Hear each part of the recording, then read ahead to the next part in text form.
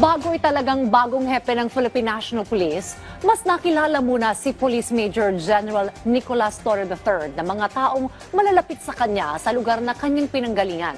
Yan ang ulat ni Regine Lanuza ng PTV Davao. Matalino. Yan ang paglalarawan kay Police Major General Nicolas Torre III ng mga nakakakilala sa kanya. Dito sa isang subdivision sa Barangay Zone 2, Coronadal City, South Cotabato, nanirahan si General Torre noon.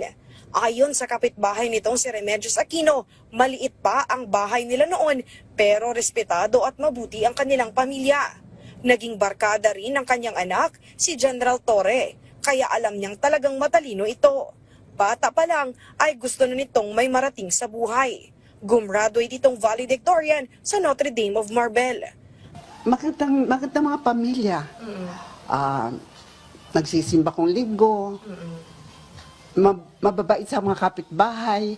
Actually, nung lumipat sila sa Iloilo, yung mga gamit nila, pinahingi na lang nila sa kapitbahay dyan sa likod.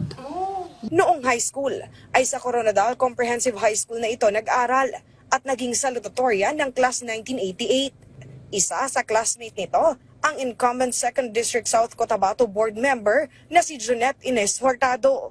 Ayon sa kanya, sa likod ng seryosong si General Torre ay ang kwela at makulit na ugali nito.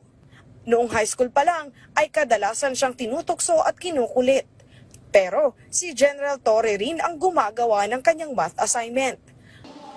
Actually, siya yung sobrang talino na hindi yung mapili. Ibig sabihin like kung gusto niyang turuan ka, humingi ka ng hindi yung katulad na iba na, ay, di pwede mangopya kasi dapat ako lang yung matalino.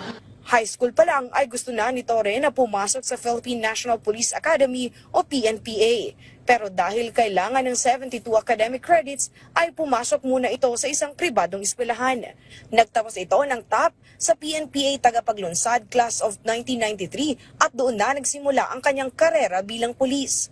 Na-assign ito sa iba't ibang lugar sa Luzon, Visayas at Mindanao. Hanggang noong June 2024, na-assign ito sa Davao Region. At dito na ito naging kontrobersyal nang inaresto nito si Kingdom of Jesus Christ Pastor Apollo Kibuloy. Mas naging kontrobersyal pa ito nang maging head ng Criminal Investigation and Detection Group o CIDG noong September 2024 at inaresto si dating Pangulong Rodrigo Duterte. Sa kabila nito ay nagpatuloy pa rin ito sa serbisyo at ngayon nga ay inappoint ni Pangulong Ferdinand Marcos Jr. bilang bagong PNP chief. Kaya naman, naging proud at masaya ang kanyang mga kababayan sa South Cotabato.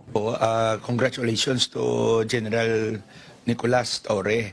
So we are proud nga taga-Barangay Zone 2 ang magiging next na Chief PNP. Kami mga taga-South Cotabato ay proud sa pagtatalaga ng isang kababayan namin, isang South Cotabateños na maglilid ng Philippine National Police. Inaasahan ang pag-upo nito bilang kapalit ni PNP Chief Police General Romel Francisco Marbil ngayong June 2. Regine Lanuza para sa Pambansang TV sa Bagong Pilipinas.